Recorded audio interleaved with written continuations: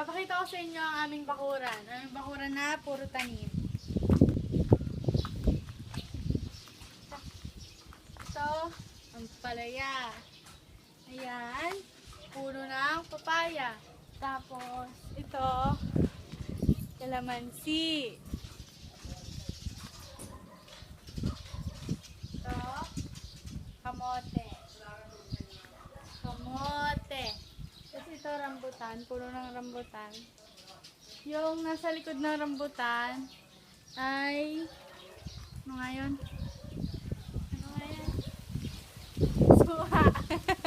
Suha daw yan. Tapos ito, rambutan din. Yeah. Yan. Rambutan din. Rambutan. Tapos